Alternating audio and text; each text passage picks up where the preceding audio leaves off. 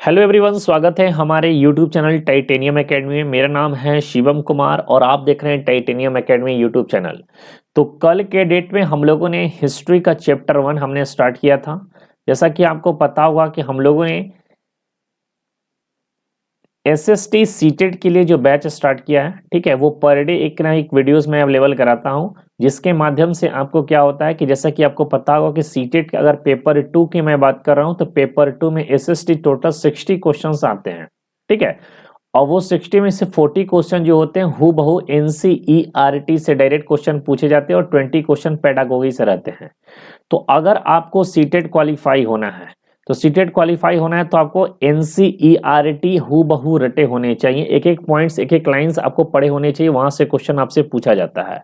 तो कल हम लोगों ने हिस्ट्री क्लास 6 का चैप्टर 1 हमने स्टार्ट किया था। आज हम लोग स्टार्ट कर रहे हैं हिस्ट्री क्लास 6 का चैप्टर नंबर 2, ठीक है, जिसका नाम है आखेट खाद्य संग्रह से भोजन उत्पादन तक। इसको बोलते हैं फ्रॉम, ठीक है, from gathering to growing food, from gathering to growing food. इसी चैप्टर को आज हम लोग स्टार्ट करें, पूरे डिटेल के साथ हम लोग पढ़ना चाहेंगे। अगर आप हमारे चैनल से पहली बार जुड़े हैं तो चैनल को सब्सक्राइब कर लिए ताकि आपको फर्दर नोटिफिकेशन आपको मिलते रहे। साथ ही साथ सीटेट से रिलेटेड हर एक पॉइंट्स को हम लोग के द्वारा कवर किया जाता है। कोई भी सूचना हो जाती है, कोई नोटिफिकेशन होता है तो हर एक पॉइंट्स को यहाँ से कवर किया जाता है। तो चलिए वीडियो को स्टार्ट करते हैं बिना किसी देरी के। इस चैप्टर का नाम है, जिसका नाम है आखेट खाद्य संग्रह से भोजन उत्पादन तक। सबसे पहले इस चैप्टर का मतलब आपको समझना होगा। इस चैप्टर का जो क्या है, इस चैप्टर में आखिर है क्या। देखो, पहले जैसा कि आपको पता हो कि पहले के जो जीवन थे, जो व्यक्ति थे वो शिकारी थे, ठीक है। वो लोग शिकार करते थे, शिकार करने के लिए एक जगह से दूसरे जगह पर जाया करते थे, यानी घुमंतू लोग थे। इसको अगर बात किया जाए तो कैसे लोग थे, वो लोग घुमंतू लोग थे, एक जगह से दूसरी जगह पर घुमा करते थे। लेकिन समय के साथ ये भोजन उत्पादन करने लगे, यानी कृषि के क्षेत्र में इनका विकास हो और कृषि करने लगे। और अगर कृषि करने लगेंगे तो इनका जीवन क्या हो गया, अस्थायी जीवन हो गया। इनको हंटिंग करने के लिए, शिकार करने के लिए एक जगह से दूसरे जगह पर नहीं जाना पड़ता था। तो इसी चैप्टर में इसी तरह का कुछ कहानी है।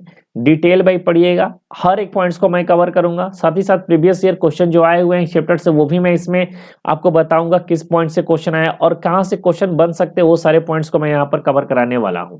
चलिए, तुषार की रेल यात्रा, ये तुषार है, ठीक है। तुषार अपने एक रिश्तेदार की शादी में दिल्ली से चेन्नई जा रहा था। रेल में उसे खिड़की वाली सीट मिल गई, जहां से वह बाहर का नजारा देखने में मग्न हो गया। अब भाई, ट्रेन से आ जाओ और खिड़की वाली सीट मिल जाए, इससे अच्छा बात क्या हो सकता है। तो जब खिड़की वाली सीट पर बैठ गया तो सारा नजारा देख रहा था। तेज दौड़ती गाड़ी से उसने देखा कि पेड़ पौधे, घर, खेत खलिहान बड़ी तेजी से पीछे की ओर छूटते चले जा रहे हैं। जैसा कि आपको पता होगा कि पहले हम लोग भी जब बचपन में ट्रेन में जाया करते थे या फिर बस में जाया करते थे तो क्या सोचते थे कि अपने आप जो पेड़ है वो पीछे चल रहा है, रेलवे पीछे चल रही है, गाड़ियां पीछे चल रही है और मैं आगे की ओर बढ़ते जा रहा हूं। तो अक्सर में बात होता क्या था, वो पीछे नहीं चला जाता, हम आगे बढ़ रहे हैं, वो वहीं के वहीं ठहरा रहता था। तभी उसके चाचा ने उसके कंधे पर हाथ रखा। पता है, लोगों ने मात्र 150 साल पहले रेल से यात्रा शुरू कर दी। तो इस पॉइंट को आपको नोट डाउन करना है, यहां से भी क्वेश्चन बन सकता है। सीटेट में स्पष्ट तौर पे मैं कह रहा हूं कि इतने छोटे छोटे क्वेश्चन पूछ देते हैं ना, जो आपको विश्वास नहीं होगा, ठीक है, कि ये भी पूछा। वो स्पष्ट तौर पे कहना है कि मैं एनसीईआरटी से हर एक पॉइंट्स को क्वेश्चन मान के चलूंगा। तो आपसे क्वेश्चन पूछेगा, एक स्टेटमेंट वे में दे देगा कि रेलवे का जो शुरुआत हुई थी यात्रा की, वो 200 साल पहले हुई थी। रेलवे को शुरुआत करने के पीछे का रीजन ये था कि लोगों को ट्रेवलिंग का सुगम बनाना था। अब तो आपको लगेगा कि हाँ, अब तो ये दोनों पॉइंट सही है, लेकिन यहाँ पर खेल कहाँ से खेलेगा। 150 साल पहले का बातचीत चल रही है कि रेलवे जो है 150 साल पहले नहीं आया था, वहां पर आप लोग फंस जाएंगे। 200 साल अगर उसमें दिया रहेगा तो ये सारे पॉइंट्स को समझ के चलिएगा बस। तो इसके कुछ दशक बाद आई। तुषार सोचने लगा कि जब लोगों के पास आने जाने के लिए तेज रफ्तार वाली सवारियां नहीं थी तो क्या वे यात्रा ही नहीं करते थे। क्या वे अपनी सारी जिंदगी एक ही जगह पर बिता दिया करते थे। नहीं, ऐसी बात नहीं है। अब यहाँ पर तुषार और तुषार के एक रिलेटिव जो है, उनके साथ ये चीज बातचीत चल रही है और उसी बातचीत के चलने में तुषार ये सोच रहा है कि पहले जब रेलवे नहीं था तो रेलवे नहीं होने के कारण जो पहले के जो समय है, तो क्या उस समय लोग ट्रेवलिंग कैसे किया करते थे। ये तुषार के दिमाग में ये कहानी चल रहा है। अब आगे बढ़ते हैं। अब देखिए, आरंभिक मानव क्या है? आरंभिक मानव आखिर वे इधर उधर क्यों घूमते थे? अब पहले के समय के जो मानव थे वो इधर उधर उनके घूमने का रीजंस क्या था? ठीक है, रीजंस आपको पता होने चाहिए ना कि यहाँ पर रीजंस इसके क्या थे। चलिए, तो हम उन लोगों के बारे में जानते हैं जो इस उपमहाद्वीप में 20 साल पहले रहा करते थे। आज हम उन्हें आखेटक खाद्य संग्रह के नाम से जानते हैं। ठीक है, तो भोजन का इंतजाम करने की विधि के आधार पर इन्हें इस नाम से पुकारा जाता था। अब आखेटक खाद्य संग्रह, देखो आखेटक का मतलब होता है शिकारी। ठीक है, अगर आपसे पूछ दिया जाए कि आखेटक का अर्थ क्या होता है, तो आखेटक का अर्थ होता है शिकार करना, शिकारी करना। ठीक है, तो शिकार करने का अर्थ होता है आखेटक। तो आखेटक खाद्य संग्रह इन्हें इसलिए कहा जाता था कि ये लोग भोजन की तलाश में एक जगह से दूसरे जगह पर जाया करते थे। इनका जीवन कैसा था? घुमंतु था, दूसरे पर निर्भर रहा करते थे, घूम घूम कर अपने भोजन को क्या करते थे? संग्रह करने का काम ही किया करते थे। अब यहां पर देखिए, आमतौर पर खाने के लिए वे जंगली जानवरों का शिकार करते थे, मछलियां और चिड़ियां पकड़ते थे, फल फूल खाते थे, दाने पौधे पत्ते अंडे इकट्ठे क्या करते थे। अब मछली पकड़ना है तो उनको एक जगह से दूसरी जगह जाना ही होगा, चिड़ियां पकड़ना है तो एक जगह से दूसरी जगह जाना ही होगा। तो इनका जीवन कैसा था? घुमंतु था। ये लोग घूम घूम कर खाना का क्या करते थे? संग्रह किया करते थे। अब आगे बढ़ते हैं। अब देखिए, आखेटक खाद्य संग्रह समुदाय के लोग एक जगह से दूसरी जगह पर घूमते रहते थे। ऐसा करने के कई कारण थे। अब क्या क्या कारण थे? आखेटक खाद्य संग्राहक जो थे वो एक जगह पर दूसरे जगह जो घुमा करते थे, इसके पीछे का कोई ना कोई रीजन तो जरूर रहा होगा।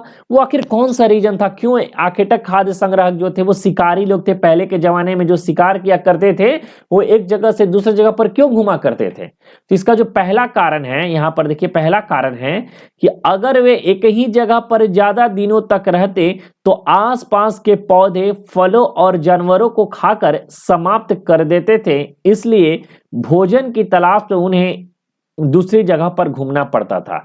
ये रहा पहला पॉइंट। चलो, ये रहा पहला पॉइंट। क्या था कि पहला पॉइंट ये रहा कि पहले के समय में लोग अगर एक ही जगह पर, जो आखेटक खाद्य संग्राहक वाले एक ही जगह पर रहते, तो वहां पर जैसे वहां पर फलों का खाना होता था, पौधों का खाना, जानवरों को खाना, तो एक ही जगह पर सारे चीज जब समाप्त हो जाते थे तो उनको समाप्त होने के बाद तलाश करने के लिए अपने भोजन के लिए अब दूसरे जगह पर शिफ्ट होना पड़ता था जहां पर पौधे हो, फल हो, जानवर हो। तो इसका पहला रीजन यही था कि आखेटक खाद्य संग्रह जो समुदाय वाले लोग थे वो एक जगह से दूसरी जगह पर फल फूल पौधे जानवरों को जब एक जगह का खाकर समाप्त कर दिया करते थे तो वे दूसरे जगह जाना प्रारंभ कर देते थे। पहला रीजन ये था। दूसरा रीजन यहां पर देखिए क्या लिखा हुआ, ये रहा दूसरा रीजन। दूसरा कारण यह है कि जानवर अपने शिकार के लिए या फिर हिरन और मवेशी अपने चारा ढूंढने के लिए एक जगह से दूसरी जगह जाया करते थे, इसलिए इन जानवरों का शिकार करने के लिए भी इनके पीछे पीछे जाया करते थे। अब इस पॉइंट्स को समझिएगा। जैसा कि आपको पता होगा, जो आखेटक खाद्य संग्राहक वाले जो व्यक्ति थे वो क्या करते थे? शिकार करते थे। शिकार किसका करते थे? जानवरों का करते थे। शिकार किसका करते थे? जानवरों का करते थे। अगर जानवर एक जगह से दूसरे जगह पर जाता है तो उसके पीछे पीछे आखेट खाद्य संग्राहक जानवरों का शिकार करने के लिए भी एक जगह से दूसरे जगह पर जाया करते थे। तो इस कारण से आखेटक खाद्य संग्राहक समुदाय जो थे ये एक जगह से दूसरी जगह पर घूमते थे। ये दूसरा रीजन रहा। अब तीसरा रीजन को देखते हैं। तीसरा कारण क्या है? अब तीसरा कारण को समझिएगा। तीसरा कारण ये है, ये प्रीवियस ईयर का क्वेश्चन है। ठीक है, ये पीवाईक्यू क्वेश्चन जो मैं बता रहा हूं ये प्रीवियस ईयर में आया हुआ है, इस टाइप का क्वेश्चन, तो इसको बड़ा अच्छा से समझिएगा। तीसरा कारण क्या था?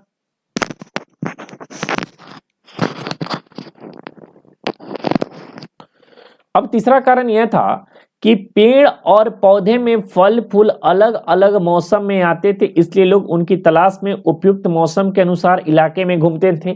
तो तीसरा कारण यह था कि पेड़ पौधे जो हुआ करते थे, अब कहीं पर जैसे कि कोई ठंडा एरिया है, कोई गर्म एरिया है, तो ठंडे एरिया में फल फूल अलग होते थे, गर्म एरिया में फल फूल अलग समय में होते थे। यानी मौसम के अनुसार भी फल फूल का चेंज होना। तो मौसम के अकॉर्डिंग भी लोग जो है, जो जहां पर जिस तरह का भोजन उनको उपलब्ध होता था उसे मौसम के अकॉर्डिंग क्या करते थे? एक जगह से दूसरे जगह पर जाया करते थे।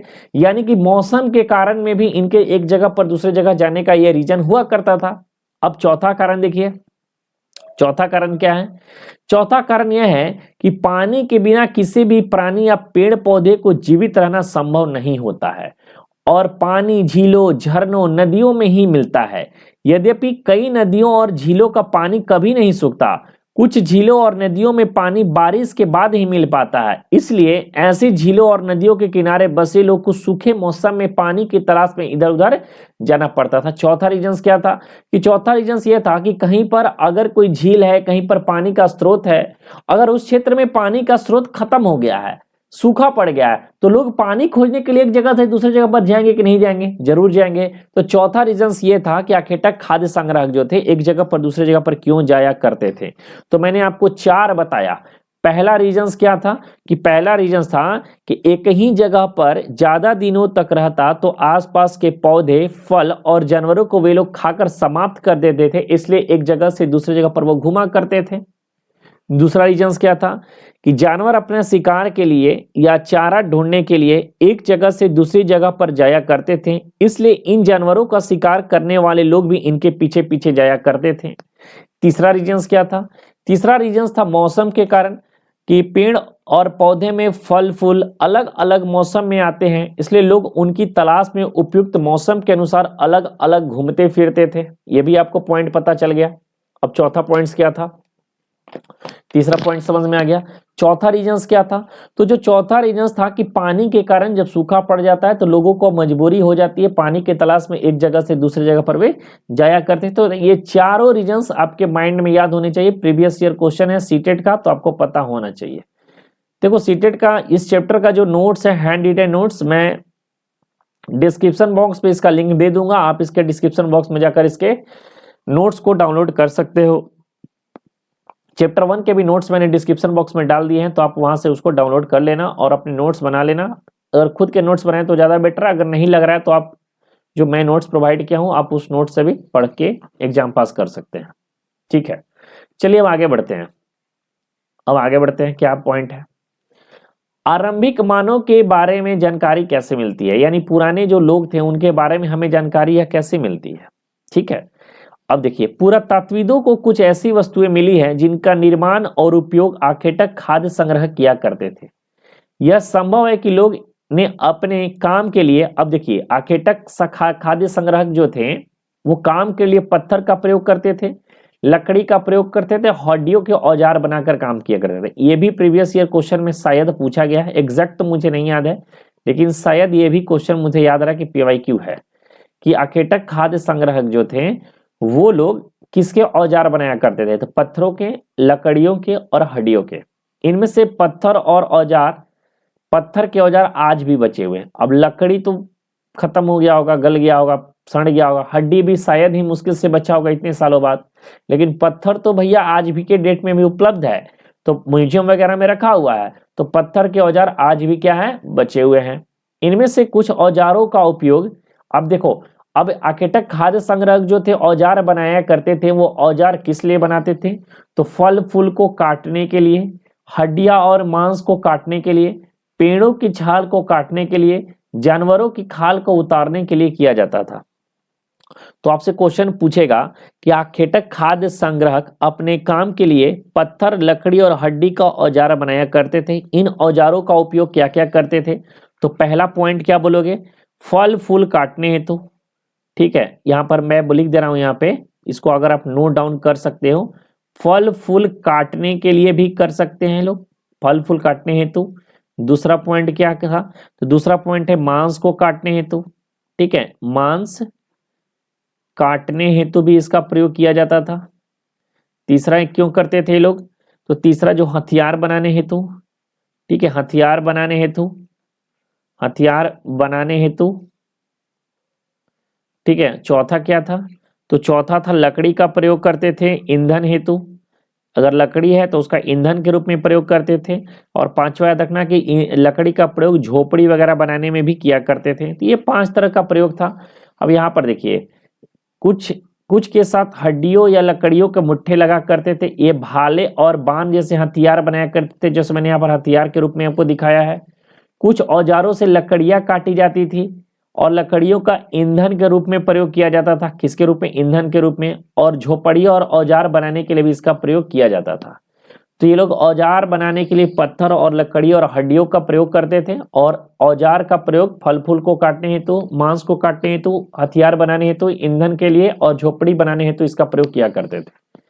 चलिए, यहां तक मुझे लगता है कि सारा पॉइंट्स आपको क्लियर हो गया होगा। चलिए, ये देखिए, इंसान को खाने योग्य जड़ों को खोदने के लिए किया जाता था। ये जो है, देखिए, ये जो है क्या दिख रहा है? ये औजार है, और ये औजार जड़ को खोदने के लिए किया जाता था।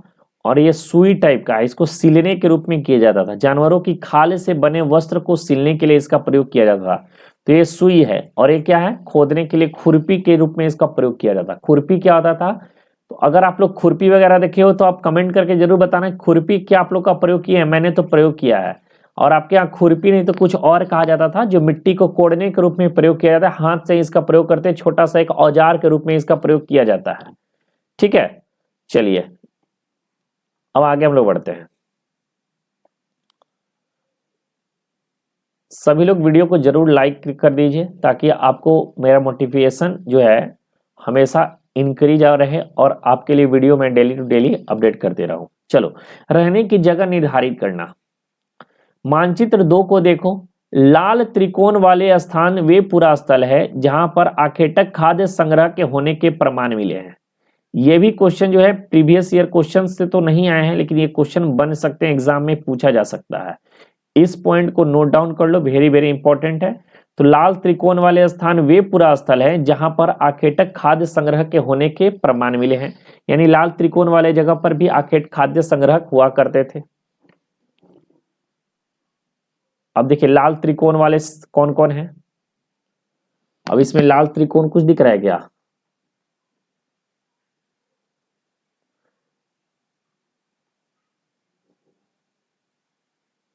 देखिए,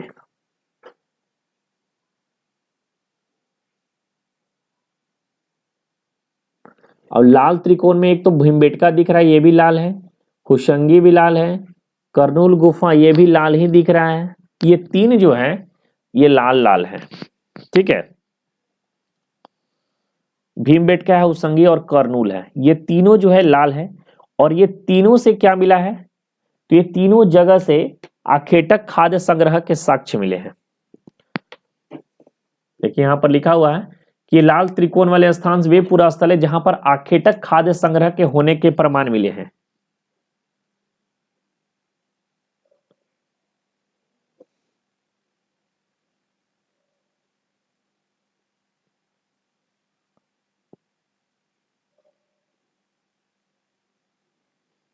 चलिए, ठीक है, यहां तक सारा पॉइंट्स आपको क्लियर हो गया।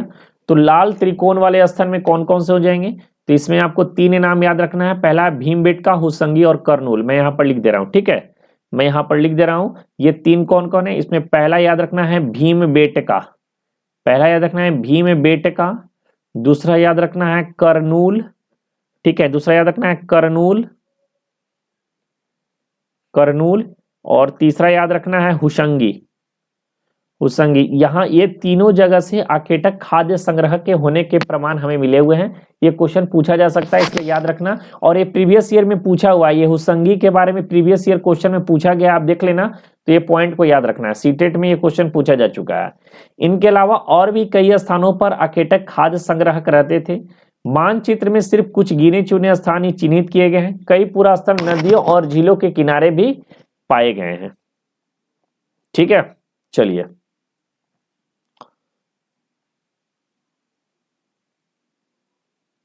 ठीक है।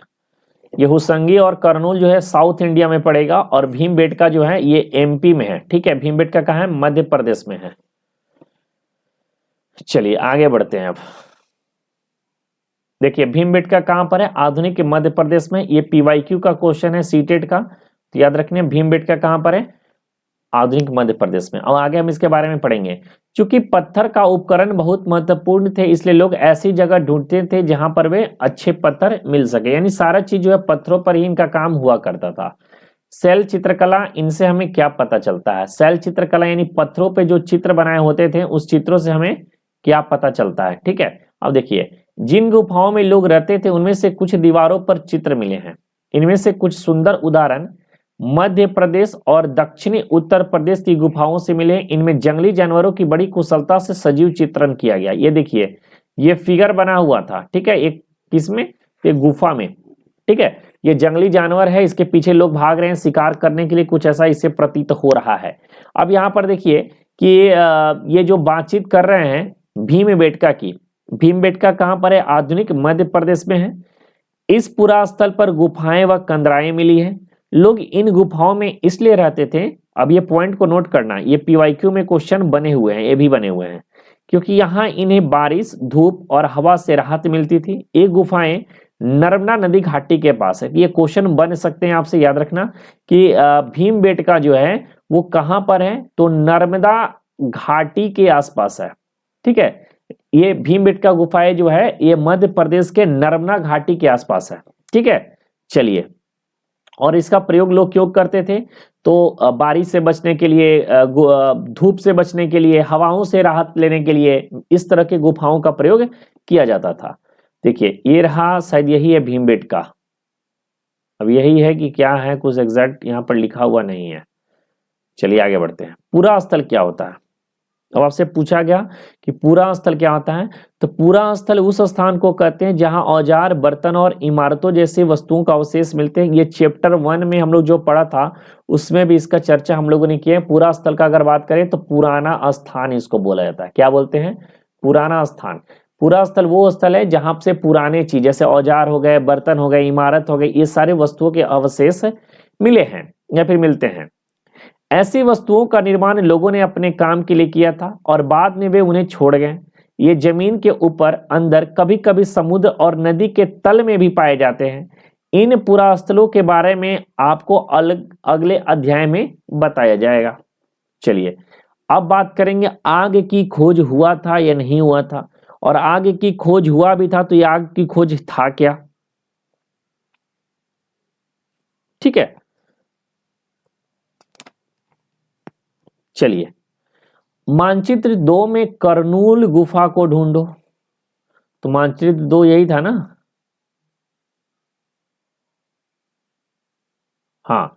इसमें कुरनूल गुफा कहाँ है, देखिए यहां पर है कुरनूल गुफा, ठीक है, इस क्षेत्र में है जहां से आखेटक खाद्य संग्रह के हमें क्या मिले हैं, साक्ष्य मिले हैं। आखेटक खाद्य संग्रह के साक्ष्य हमें हुसंगी से भी मिले हैं, करनूल से भी मिले हैं। चलिए, ये कुरनूल गुफा को ढूंढो, यहाँ राख के अवशेष मिले हैं।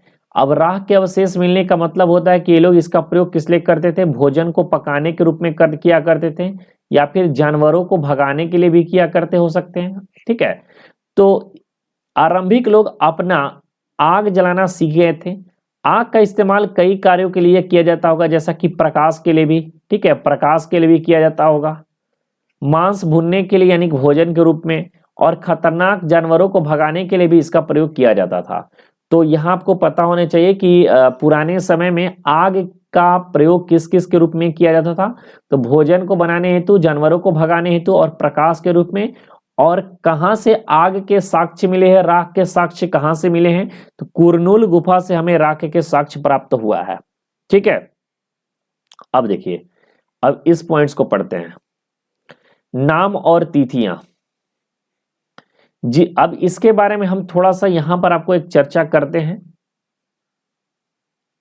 देखिए, अगर हम आपसे बात करें, अगर हम आपसे बात करें कि आरंभिक काल जो था, जो आरंभिक काल जो था उसके 3 पार्ट हैं। आरंभिक काल के कितने पार्ट हैं, ये 3 पार्ट हैं, ठीक है। कितने पार्ट हैं, 3 पार्ट हैं। पहला क्या है, पूरा पाषाण काल, पूरा पाषाण काल। दूसरा होता है मध्य पाषाण काल, मध्य पाषाण काल, मध्य पाषाण को हम लोग लघु पाषाण काल भी कहते हैं, ठीक है। और तीसरा होता है उत्तर पाषाण काल, उत्तर पाषाण काल या फिर नवपाषाण काल। ये 3 तरह को आरंभिक काल को बांटा गया। पूरा पाषाण काल का अगर समय बांटे तो ये 20 लाख वर्ष से 20 लाख वर्ष पहले से 12,000 साल पहले तक का समय पूरा पाषाण काल है। मध्य पाषाण काल या फिर लघु पाषाण काल का समय की बात करें तो ये 12,000 साल पहले से 12,000 साल पहले से 10,000 साल पहले तक है। 10,000 साल पहले तक इसका टाइम पीरियड है। किसका? मध्य पाषाण काल या फिर लघु का पाषाण काल। और ये जो हो गया 10,000 साल पहले से ये प्रारंभ हुआ था। तो इसका तीनों का टाइम पीरियड आपको याद होना चाहिए। पूरा पाषाण काल का 20 लाख वर्ष पहले से 12,000 साल पहले तक, मध्य पाषाण का 12,000 साल पहले से 10,000 साल पहले तक, और नव पाषाण का 10,000 साल पहले से प्रारंभ हुआ है। अब इस चीज को यहां पर आप समझिएगा, इस चीज को यहां पर समझिए। ये लिख दिया हूं तो इससे आपको अब क्लियरेंस मिल गया होगा, थोड़ा सा आसानी मिल गया होगा। अब इसको पढ़िए। हम जिस काल के बारे में पढ़ रहे हैं पुरातत्वविद ने उनके बड़े बड़े नाम रखे हैं। आरंभिक काल को वे पूरा पाषाण काल कहते हैं। ठीक है, यह दो पूरा यानी प्राचीन, पूरा का अर्थ होता है क्या होता है? पूरा का अर्थ होता है ओल्ड यानी प्राचीन। ठीक है, और पाषाण का अर्थ होता है पत्थर। यह नाम पूरा स्थलों से प्राप्त पत्थर के औजारों के महत्व को बताता है। पूरा पाषाण काल 20 लाख साल पहले से 12,000 साल पहले के दौरान माना जाता है। इस काल को 3 भागों में विभाजित है: आरंभिक, मध्य और उत्तर पाषाण काल। आरंभिक को ही पूरा पाषाण काल भी कहा जाता है, तो इस तरह से भी आप इसको बांट सकते हैं। और मानव इतिहास का 99% जो कहानी है इसी के दौरान घटी हुई है। अब देखिए, जिस काल में हम पर्यावरणीय बदलाव मिलते हैं उसे मेसोलिथ यानी मध्य पाषाण युग कहते हैं। अब यहां पर देखिए, यहां पर आप लिखिए, उतना पढ़ने की जरूरत नहीं है, आप अगर यहां से भी पढ़ लें। देखिए, ये मध्य पाषाण में क्या मिले हैं, इसको तो पहले मेसोलिथ भी कहा जाता है। और पर्यावरण की जितने भी बदलाव हुए, ठीक है, पर्यावरणीय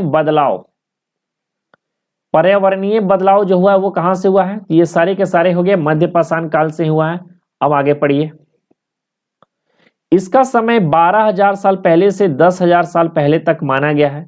इस काल के पाषाण औजार आमतौर पर बहुत छोटे होते थे। इनको माइक्रोलिथ यानी लघु पाषाण काल कहा जाता था। अब देखिए, फिर से एक बार पढ़ते हैं। मानव इतिहास की लगभग 99% इसी काल के दौरान घटित हुई है। जिस काल में हमें पर्यावरणीय बदलाव मिलते हैं उसे मेसोलिथ यानी मध्य पाषाण युग कहते हैं। इसका समय 12,000 साल पहले से 10,000 साल पहले माना गया है। इस काल के पाषाण औजार आमतौर पर बहुत छोटे होते थे। इन्हें माइक्रोलिथ या फिर लघु पाषाण भी कहा गया है। इनका नाम माइक्रोलिथ और लघु पाषाण काल भी कहा गया है। अब देखिए, प्रायः इन औजारों में हड्डियां या लकड़ियों के मुट्ठे लगे हाशिया और आरी जैसे औजार मिलते हैं। साथ ही साथ पूरा पाषाण युग वाले औजार भी इस दौरान बनाए जाते थे। उसके बाद अगला हुआ 10,000 साल पहले से होती है, इसे नव पाषाण युग कहा गया है। हमने कुछ स्थानों के नाम दिए हैं, अगले अध्याय में तुम ऐसे अनेक नाम मिलेंगे। अक्सर आप पुराने स्थानों के नाम का प्रयोग करते हैं जो आज प्रचलित हैं, क्योंकि हमें ज्ञात नहीं है कि इस काल में इनके क्या नाम रहे होंगे। ठीक है, अब इतना आपको पढ़ने की जरूरत नहीं है, बस ये वाला पॉइंट आपको टाइम याद रखना। पूरा पाषाण काल, मध्य पाषाण काल, नव पाषाण काल, इसके अगर टाइम पीरियड अगर आपको याद हो जाए तो ये आप काफी है, क्योंकि ये बहुत कंफ्यूजिंग टॉपिक है और इसको डिटेल में पढ़ने के लिए है जो यूपीएससी वाले बच्चे इसको अच्छे से पढ़ाई किया करते हैं। ठीक है, चलिए अब हम लोग बात करेंगे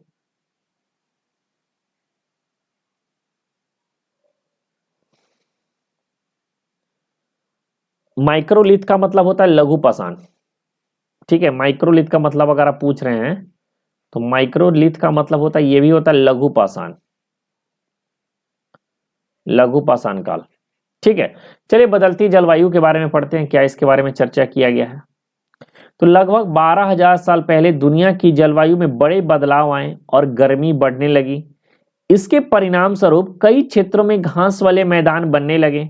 इसमें हिरन, बारहसिंगा, भेड़, बकरी, गाय जैसे उन जानवरों की संख्या बढ़ी जो घास खाकर जिंदा रह सकते थे। अब जहां गर्मी पड़ेगी तो वहां पर घास उगेगा, घास उगा तो घास खाने वाले जो जानवर होंगे उसकी जनसंख्या बढ़ेगी। जो लोग इन जानवरों का शिकार करते थे वे भी इनके पीछे हैं और इनके खाने पीने की आदतों का प्रजनन के समय की जानकारियां हासिल करने लगे। अब जो लोग शिकार करते थे तो उनके पीछे पीछे वो लोग भी आने लगे।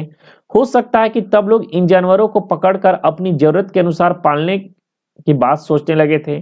साथ ही इस काल में मछली भी भोजन का महत्वपूर्ण स्रोत बन गया था। ठीक है, यानी मछली वगैरह खाने का भी लोगों ने प्रयोग करना शुरू कर दिया था। अब आगे पढ़ते हैं। खेती और पशुपालन की शुरुआत कब हुई? इसी दौरान उपमहाद्वीप के भिन्न भिन्न इलाकों में गेहूं, जौ और धान जैसे अनाज प्राकृतिक रूप से उगने लगे थे। शायद महिलाओं, पुरुषों और बच्चों ने इन अनाजों को भोजन के लिए बटोरना शुरू कर दिया होगा। यह पूरा चीज हुआ होगा पे होता है, क्योंकि पूरा जो हिस्ट्री जो हम लोग पढ़ते हैं शायद ऐसा हुआ होगा, ये साक्ष्य मिल रहा है तो मतलब ऐसा काम हुआ होगा, इस पर डिपेंडेंट होता है। साथ ही वे यह भी सीखने लगे होंगे कि यहाँ अनाज कहाँ उगते थे और कब पककर तैयार होते थे। ऐसा करते करते लोग अनाज खुद पैदा करना सीख लिया और वो क्या बन गए थे? कृषक बन गए। और कृषक बनने का मतलब इनका जीवन कैसा हो गया? अस्थाई जीवन हो गया था। ठीक है, चलिए अगला पॉइंट पढ़ते हैं। इस तरह लोगों ने अपने घरों के आसपास चारा रखकर जानवरों को आकर्षित कर उन्हें पालतू बनाया। सबसे पहले जिस जंगली जानवर को पालतू बनाएगा वह कुत्ता था। ठीक है, तो आपसे क्वेश्चन पूछा गया है, ये प्रीवियस ईयर क्वेश्चन है, PYQ है, कि सबसे पहले किस जंगली जानवर को पालतू बनाया गया था? वो था कुत्ता। धीरे धीरे लोग भेड़, बकरी, गाय, सुअर जैसे जानवरों को अपने घरों के नजदीक आने को उत्साहित करने लगे। ऐसे जानवर झुंड में रहते थे और ज्यादातर घास खाते थे। अक्सर लोग अन्य जंगली जानवरों को आक्रमण से इनकी सुरक्षा किया करते थे और धीरे धीरे इस तरह वे पशुपालक बन गए होंगे। तो अब यहाँ पर घास उगने लगा तो जानवर रखने लगे, तो जानवर को देखभाल करने लगा, कुत्ता पालने लगे। कुत्ता पालने से होता था कि इनकी रक्षा हो जाती थी। भेड़ पालने लगे, बकरी पालने लगे, बकरी का मांस खाने लगे। तो इनका जीवन कहीं ना कहीं खेती के साथ साथ अन्य चीजों से अस्थायी हो गए। तो अस्थायी होने का जो मुख्य रीजन था, एक तो आपको कृषि हो गया, दूसरा ये क्या हो गए? पशुपालक बन गए। तो अकेटक खाद्य संग्राहक जो थे, ये अस्थायी जीवन होने का जो मेन रीजन था वो कृषि और पशुपालक होने ही मुख्य रीजन माना जाता है। अब आगे पढ़ते हैं। लोगों द्वारा पौधे उगाने और जानवरों को देखभाल करने को बसने की प्रक्रिया कहा गया है। तो आपसे क्वेश्चन पूछेगा कि बसने की प्रक्रिया क्या होती है। ठीक है, अगर आपसे क्वेश्चन पूछ रहे कि बसने की प्रक्रिया क्या होती है तो आपको ये जवाब देना है कि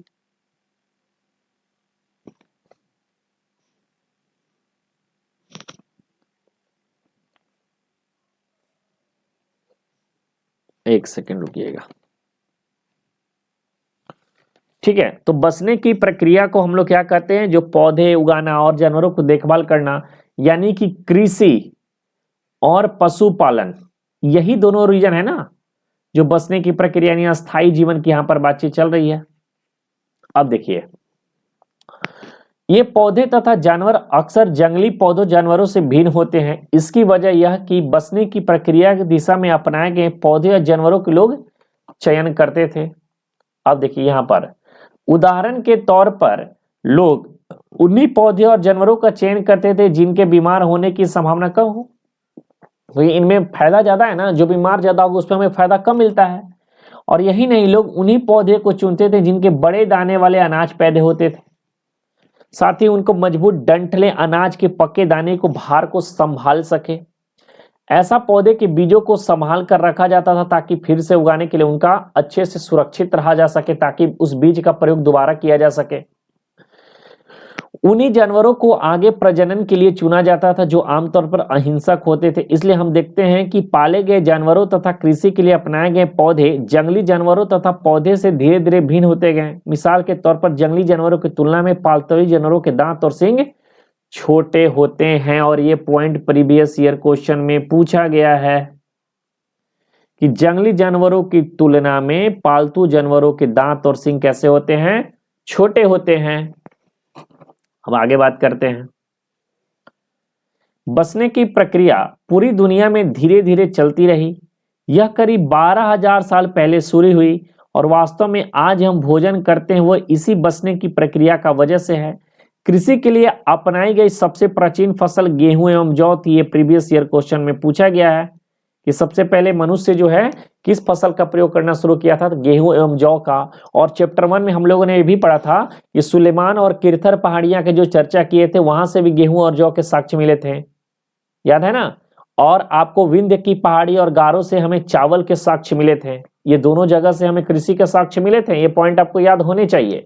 सुलेमान और किरथर पहाड़ियां नॉर्थ वेस्ट में पड़ती है। आपको विंध्य की पहाड़ियां अगर पूछेगा तो मिडिल इंडिया में पड़ती है। गारो की बात करेगा तो नॉर्थ ईस्ट में पड़ता है। ये सब मैं पहले चैप्टर में पढ़ाया जा चुका है। इसको आप लोग थोड़ा सा इलेबरेट करते रहिए, याद करते रहिए, जिससे आपको कंटेंट पढ़ने में और मजा आएगा। ठीक है। उसी तरह पहले पालतू बनाए गए जानवरों में कुत्ते के बाद क्या हो गए, भेड़ और बकरी आ गए। तो सबसे पहले कुत्ता, फिर भेड़ बकरी का प्रयोग किया जाने लगा। अब आगे बढ़ते हैं। एक नवीन जीवन शैली।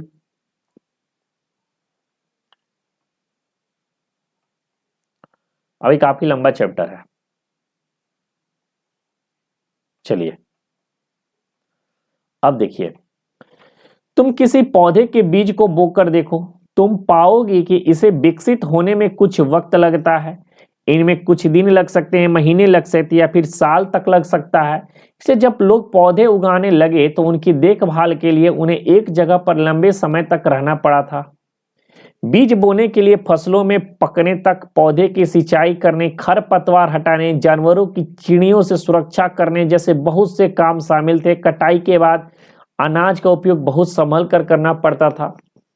यानी कि जब कृषि आ गया, जब कृषि का लोग उपयोग करने लगे तो उनको बहुत तरह का काम करना था। फसल पकने तक पौधे का सिंचाई करना, खरपतवार हटाना, जानवरों और चिड़ियों से उनका सुरक्षा करना, बहुत तरह के काम कृषि में आज भी हमारे जो कृषक होते हैं, किसान भाई होते हैं, वो ये सब काम आज भी करते ही हैं। तो अनाज को भोजन और बीज दोनों ही रूपों में बचा कर रखना आवश्यक था। इसलिए लोग इसको भंडारण की बात को सोचनी पड़ी। अगर वो बीज बचाकर नहीं रखेंगे, सारा भोजन के रूप में ही प्रयोग करेंगे, तो अगले साल उनको फिर से जब बीज बोना होगा तो उनको बीज कहां से लाया होगा। पहले तो बाजार नहीं ना था कि अब गए बाजार में पैसे दिए और बीज खरीद लिए, आपको इसी के रूप में यूज करना पड़ता था। ठीक है। अब देखिए, अनाज का उपयोग किस लिए किया जाता था, तो बीज के रूप में, खाना खाने के रूप में, किसी को उपहार देने के रूप में, और भंडारण के रूप में, संपत्ति अर्जित करने के लिए भी भंडारण के रूप में अनाज का प्रयोग किया जाता था। ठीक है। अब देखिए,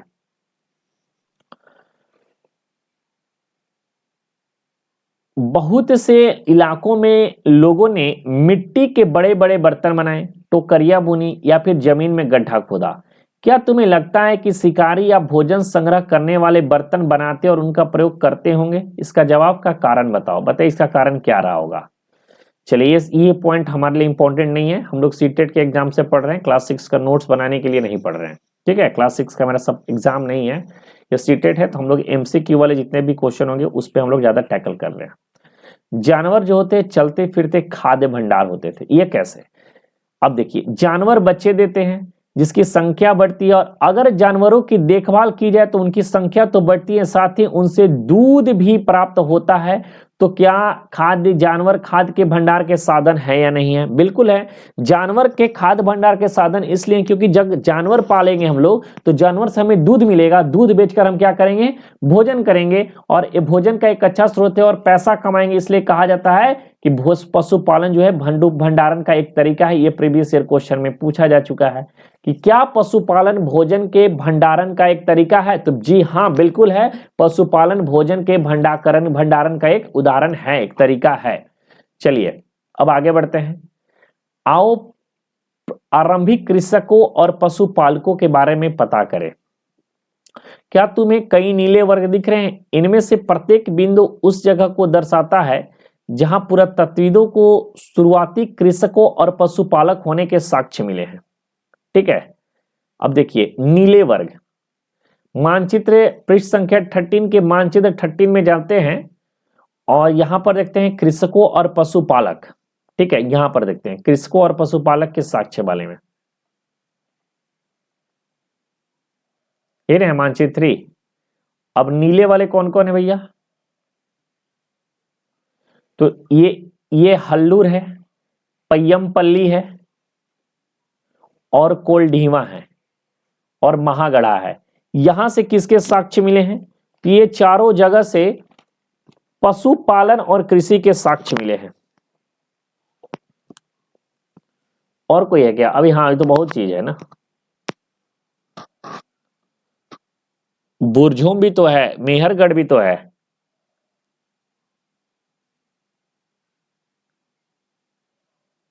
और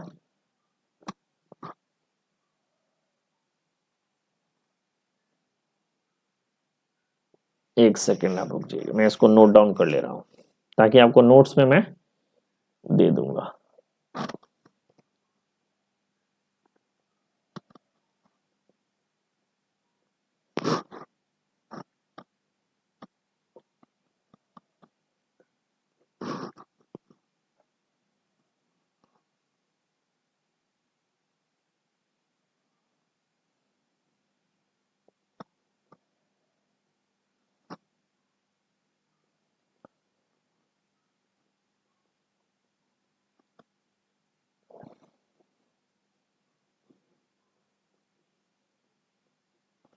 चलिए, तो यहां से इस पॉइंट्स को मैं यहां पर थोड़ा सा अच्छे से इलेबोरेट करके आपको समझा दे रहा हूं।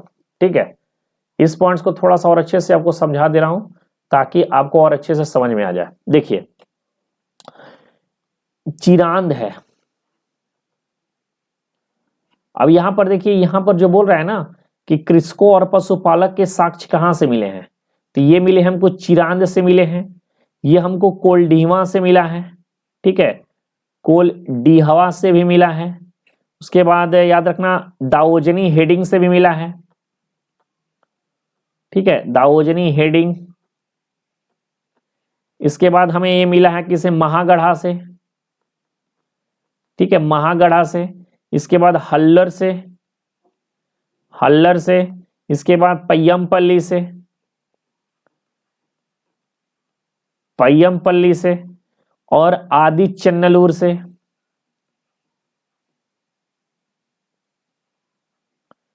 ये ऐसे जगह हैं, ये 1 2 3 4 5 6 7 जगह मैं बताया है, और ये सातों जगह से हमें कृषि और पशुपालन के साक्ष्य मिले हैं।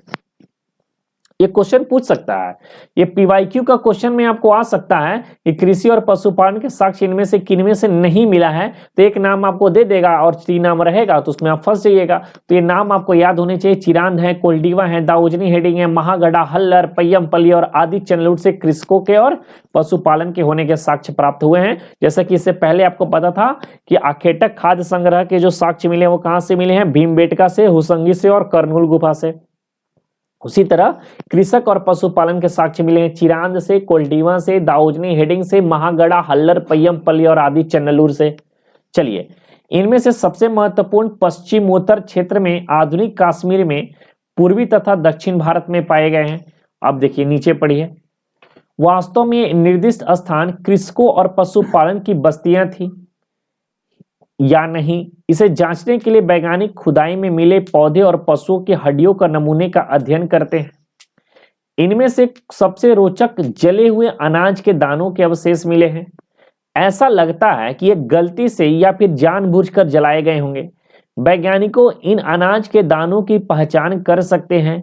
इस तरह हमें पता चलता है कि इस उपमहाद्वीप के विभिन्न भागों में बहुत सारे फसलें उगाई जाती रहेंगी और वैज्ञानिक विभिन्न जानवरों की हड्डियों की भी पहचान कर सकते हैं।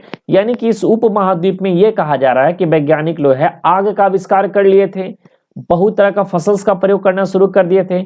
हड्डियों से बारे में पता चलता है कि उनके जानवरों के रूप में, भोजन के रूप में भी जानवरों का लोग प्रयोग किया करते होंगे। तो इन सब की जानकारी जो है पुरातत्वविद के हेल्प से मिलता है हमें, और पुरानी चीजों को जब खुदाई होती है तो उस चीज से इस सब की हमें जानकारी मिलती है। अब आगे बढ़ते हैं अस्थायी जीवन की ओर। अब देखिए, पुरातत्वी को कुछ पुरा स्थल पर झोपड़ी और घरों के निशान मिले हैं, जैसे बुरझोम, ये अभी वर्तमान में है। तो ये क्वेश्चन प्रीवियस ईयर में पूछा गया है कि झोपड़ी और घरों के निशान कहां से मिले? बुरझोम से मिले हैं। यहाँ लोग गड्ढे का घर बनाते थे जिसे गर्तावास कहा गया, ये भी प्रीवियस ईयर क्वेश्चन है। तो गर्तावास का मतलब होता है गड्ढे के अंदर घर बनाकर रहना, और इसमें उतरने के लिए सीढ़ियां का ये लोग प्रयोग करते थे। अब गड्ढे के घर बनाने का इनका जो मुख्य रीजन था कि ठंड के मौसम में इनको सुरक्षा मिलती थी, ठंड नहीं लगता होगा, झोपड़ी के अंदर और बाहर दोनों ही स्थानों पर आग जलाने की जगह मिली है। तो ये लोग, जैसा कि हमें पहले ही पता चल गया था कि आग का आविष्कार इन लोगों ने पहले ही कर लिया था। चलिए आगे बढ़ते हैं। बहुत सारे जगहों से पत्थर के औजार मिले हैं। इनमें से कई ऐसे जो पूरा पाषाणीन उपकरणों से भिन्न है, इसलिए इन्हें नवपाषाण युग है। नवपाषाण युग इसलिए कहा जाता है क्योंकि इसमें जो है पत्थर का बहुत अच्छे तरीके से प्रयोग किया है, जैसे सुई के नोक के रूप में भी पत्थर का प्रयोग किया गया था। इनमें वे औजार हैं जिनका धार और अधिक पैना करने के लिए उन पर पॉलिश चढ़ाई जाती थी, यानी कि पत्थरों का प्रयोग और अच्छे से करना ही नवपाषाण में, इसके लिए इसको नवपाषाण नाम दिया गया। ये लोग ओखली और मुसल का प्रयोग अनाज तथा वनस्पतियों से प्राप्त अन्य चीजों को पीसने के लिए किया जाता था। तो ये लोग ओखली नवपाषाण, ये क्वेश्चन बन सकता है कि क्या ओखली और मुसल का प्रयोग नवपाषाण में किया जाता था? तो जी हाँ बिल्कुल। किस लिए? तो अनाज को पीसने के लिए जो है ओखली और मुसल्स का प्रयोग किया जाता होगा, और आज भी इसका प्रयोग किया जाता है। उसी तरह प्राचीन प्रस्तर युगीन औजारों का निर्माण और प्रयोग लगातार होता रहा। कुछ औजार हड्डियों से भी बनाए जाते थे। तो औजार तो तीन तरह से बनाए जाते थे, जैसा कि मैंने आपको बता ही दिया, एक पत्थरों से, एक लकड़ियों से, और किससे? एक हड्डियों से। ठीक है, अब देखिए, अब यहां पर देखिए, नवपाषाण युग के पूरा स्थलों से कई प्रकार के मिट्टी के बर्तन भी मिले हैं। तो नवपाषाण युग से मिट्टी के बर्तन हमें मिले हैं। तो इस पॉइंट्स को आपको नोट डाउन कर लेना होगा कि मिट्टी के जो बर्तन मिले हैं, ठीक है, ये मिट्टी के जो बर्तन के साक्ष्य हैं वो किस पाषाण काल से मिला है? तो मिट्टी के बर्तन के जो साक्ष्य मिले हैं वो नवपाषाण काल से मिला है। ठीक है, चलिए उसके बाद आगे बढ़ते हैं। कभी कभी इन पर अलंकरण भी किया जाता था, यानी डिजाइन वगैरह ऐसा बना होता था। बर्तनों का उपयोग ये चीजों को रखने के लिए किया जाता था। धीरे धीरे लोग बर्तनों का प्रयोग खाना बनाने के लिए, चावल, गेहूं, दलहन जैसे अनाज अब आहार का महत्वपूर्ण हिस्सा बन गया। इसके साथ साथ अब लोग कपड़े भी बुनने लगे। तो नवपाषाण काल में ये लोग कपड़े बुनने का भी कार्य शुरू कर दिया था। ठीक है, इसके लिए कपास जैसे पौधे को उगाया जाने लगा, क्योंकि कपड़ा के लिए रॉ मटेरियल के रूप में किसका प्रयोग किया जाता था? तो कपास का प्रयोग किया जाता था। क्या ये परिवर्तन हर जगह एक साथ ही आए होंगे? ऐसा बात नहीं है। एक तरफ जहां कई जगहों पर स्त्री पुरुष शिकार और भोजन संग्रह करने का काम करते थे, वहीं अन्य लोगों ने हजारों साल के दरमियान धीरे धीरे खेती और पशुपालन को अपना लिया। बहुत जगह लोग मौसम के मुताबिक बदल बदल कर जीविका चलाया करते थे, यानी जो ये आखेटक खाद्य संग्रहक थे, अब इनका जीवन जो हो गया अस्थायी हो गया, क्योंकि वो खेती और पशुपालन का काम करने लगे। और खेती और पशुपालन को काम करने के लिए आपको एक स्थान पर रहना जरूरी है। अब आगे बढ़ते हैं। मेहरगढ़ बहुत इंपॉर्टेंट है, प्रीवियस ईयर क्वेश्चन में यहां से काफी क्वेश्चन बनता है मेहरगढ़ से। यह ईरान जाने वाले सबसे महत्वपूर्ण रास्ते बोलन दर्रे के पास एक हरा भरा समतल स्थान है। ये बोलन दर्रे याद रखना कि मेहरगढ़ क्या है? बोलन दर्रे के पास एक हरा भरा समतल स्थान है। मेहरगढ़ वह स्थान है जहां के स्त्री पुरुषों ने इस इलाकों में सबसे पहले जौ, गेहूं उगाना और भेड़ बकरी पालना शुरू कर दिया था। तो मेहरगढ़ में ही सबसे पहले गेहूं, जौ का उपजाना और भेड़ बकरी का पशुपालन के रूप में प्रयोग शुरू हुआ। तो सबसे पहले गेहूं, जौ उपजाने का जो परंपरा शुरू हुई थी वो मेहरगढ़ से, और भेड़ बकरी पालने की जो शुरू हुई थी वो भी मेहरगढ़ से हुई थी। ठीक है, चलिए यहाँ विभिन्न, अब ये सुलेमान और किरथर पहाड़ियों के पहले, उससे भी पहले की बातचीत शायद चल रही है, तभी ना। ये सबसे पहले जब यहां रहा होगा तो सुलेमान और किरथर पहाड़ी के बारे में तो उसके बाद में ही आया होगा। सुलेमान और किरथर पहाड़ी में कब गेहूं एवं जौ का उपजाया गया था? तो मैंने आपको बताया था सुलेमान 8000 वर्ष पूर्व, याद है ना? 8000 वर्ष पूर्व, और गंगा वाले क्षेत्रों में 2500 वर्ष पूर्व। ठीक है, चलिए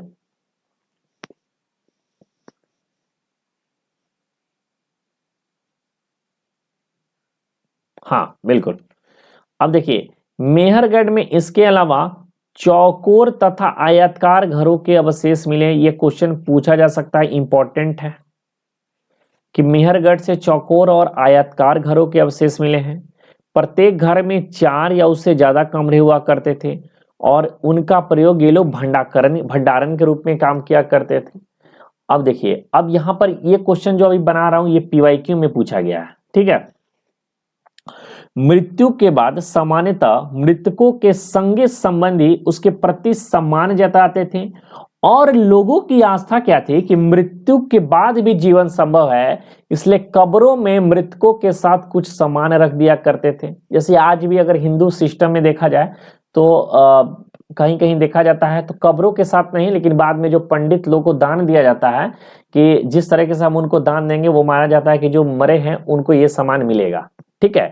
तो मृतकों के साथ कब्रों में क्या करते थे, कुछ कुछ सामान रख देते थे, बकरी रख देते थे। तो बकरी इसलिए रखा जाता था कि लोग सोचते थे कि ये लोग जब डेथ करेंगे, जो अगला जीवन में जाएंगे तो वहां पर इस बकरी का खाने के रूप में प्रयोग करेंगे। तो इस तरह उनको लगता था कि अगला जीवन भी उपलब्ध है, ठीक है। चलिए, ऐसे कई कब्रें मिली हैं। एक कब्र में मृतक के साथ एक बकरी को दफनाया गया है, जैसा मैंने आपको चर्चा किया। संभवतः इसे परलोक में मृतक को खाने के लिए रखा गया है। अब ये देखिए, ये मेहरगढ़ का चित्र है। अब इसमें कौन जानवर है, अब कौन ये है, लेकिन ये मेहरगढ़ का चित्र इसी तरह मिला है कुछ कि जानवरों के साथ बकरी, शायद ये बकरी है, ये आदमी है, दफनाने के साक्ष्य मिले हैं, ठीक है। अब देखिए क्या लिखा हुआ है यहाँ पे, ये कुछ ज्यादा इंपॉर्टेंट नहीं है लेकिन पढ़ लेते हैं। अपने एटलस में फ्रांस को ढूंढो, यह फ्रांस के गुफा है। इस पूरा स्थल की खोज लगभग 100 साल पहले 4 स्कूली छात्रों ने की थी। इस तरह का चित्र लगभग 20,000 साल पहले लेकर 10,000 साल पहले के बीच बनाए गए हैं। इनमें कई जानवरों के चित्र हैं, जैसे घोड़े हैं, गाय हैं, गैंडा है, रेंडियर है, बारहसिंगा सुअर वगैरह भी हैं। इन रंगों में लौह अयस्क और चारकोल जैसे खनिज पदार्थ भी बनाया जाता था। यह संभव है कि इन चित्रों का उत्सवों के अवसर पर बनाया था या फिर इन्हें शिकारी द्वारा भी निकलने के लिए संभव बनाया जाता था। ये कोई खास इंपॉर्टेंट नहीं है। इस एटलस में तुर्की ढूंढो, नवपाषाण युग में सबसे प्रसिद्ध पूरा स्थल में एक चताल ह्यूर्क तुर्की में है। यहाँ दूर दराज स्थानों में कई चीजें लाई जाती थी और इनका उपयोग किया जाता था। सीरिया से लाया गया चमकमक पत्थर, लाल सागर से कौड़िया और भूमध्य सागर से सीपिया। ध्यान रखें कि इस समय तक पहिए का वाले वाहन विकास नहीं हुआ था। लोग सामान खुद जानवरों पीठ पर लाद कर ले जाया करते थे, ठीक है। ये इंपॉर्टेंट कोई खास नहीं है, बहुत ज्यादा इंपॉर्टेंट है तो एक याद रख सकते हो कि